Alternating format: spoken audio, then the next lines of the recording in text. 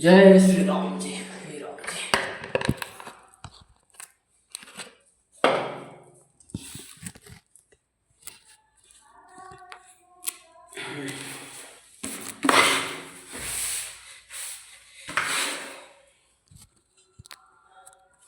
जय सीताराम जी। अथ सप्तविंशो अध्याय प्रकृत पुरुष के विवेक से मोक्ष प्राप्ति का वर्णन। श्री भगवान वाच प्रकृत ऐस्थो अपि पुरुषो नार्जते प्राकृत गुणे अभिकार दकर्तिन्तवानि गुणतवा जलाकरवत्।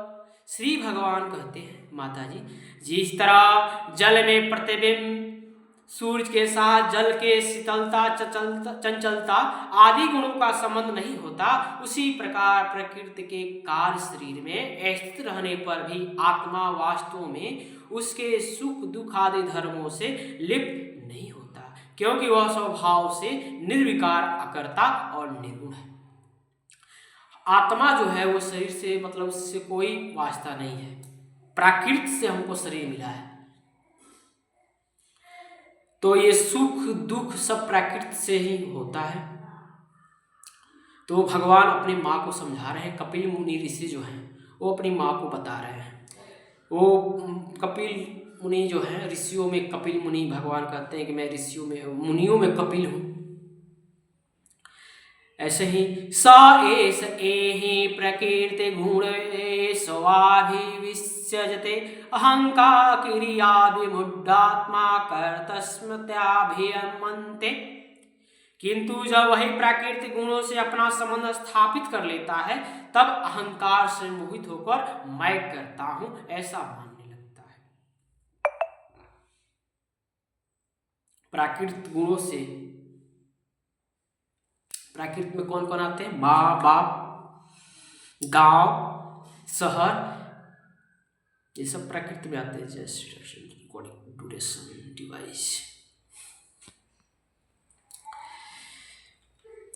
तेन संसार पद विमावसो अभ्यंता निर्वृत परसंग के कर्म दोषे सदसन में श्रेयोनिषु।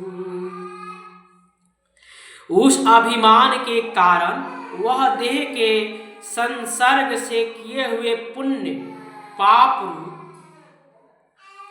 कर्मों के दोष से अपनी स्वाधीनता और शांति खो बैठता है तथा उत्तम, मध्यम और नीच योनियों में उत्पन्न होकर संसार चक्र में घूमता रहता है। हे प्रभु,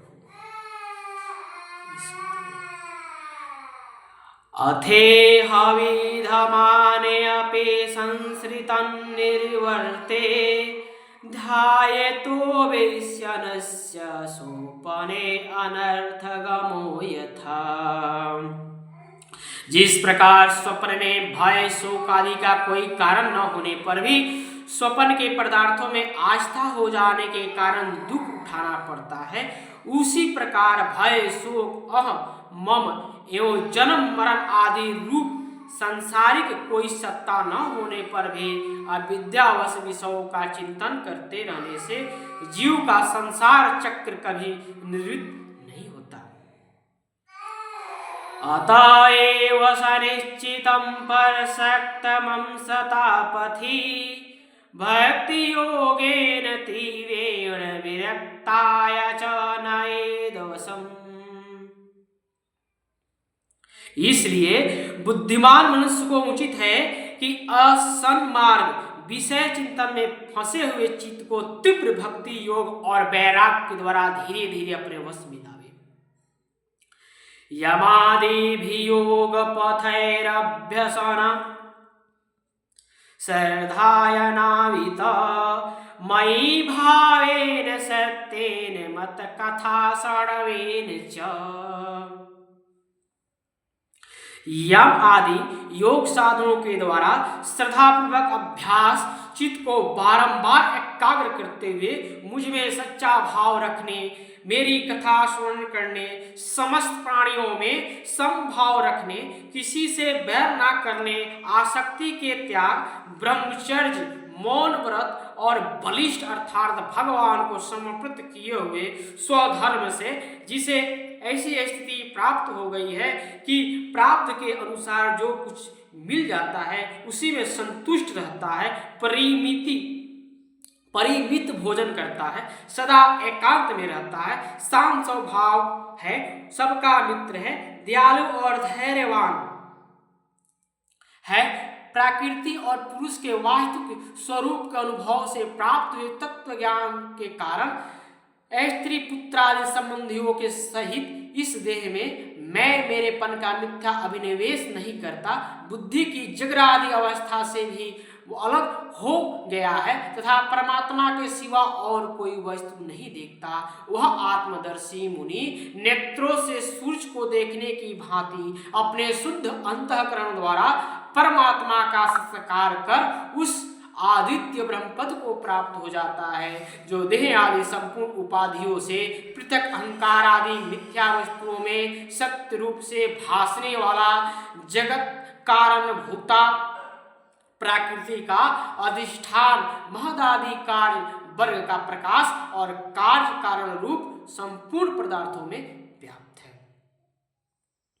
सर्वभूत समतेन निर्वीण प्रसंगता ब्रह्मचर्ये मौने स्वधर्मणे बलीयसा यदृशोपलब्धे संतोषमृतं भुङ्गमुनि विव्यक्त शरणा शांतो मैत्र करुणा आत्मवान् सानुबन्धे च देहेऽस्मिन् कुर्वन् सदाग्रहम् ज्ञाने दृष्टत्वेन प्रकृते पुरुषस्य च निर्वेत बुद्ध्यवास्थनो दूरीभूतान दर्शन उपलब्धात्मान आत्मानं चक्षुषेवा कर्मात्मधिक मुक्तिलिंगं सदा भासमसते प्रतिपद्धते सो सतो बंधुं स च सुसर्वनुस्यूत मदयम् यथा जलस्था आभास अस्थले अस्थाने वा दृश्यते स्वाभासेन तथा सूर्यो जलस्थेन देव स्थित। जिस प्रकार जल में पड़ा हुआ सूर्य का प्रतिबिंब दीवार पर पड़े हुए अपने आभास के संबंध से देखा जाता है और जल में दिखने वाले प्रतिबिंब आकाश स्थित सूर्य का ज्ञान होता है, उसी प्रकार वैकारिक आदि भेद से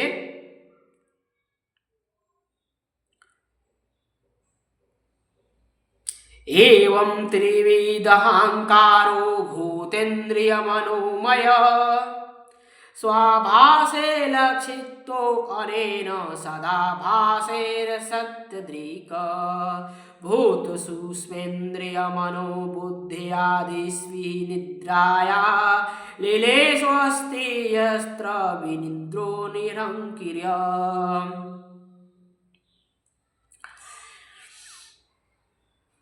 उसी प्रकार वैकारिक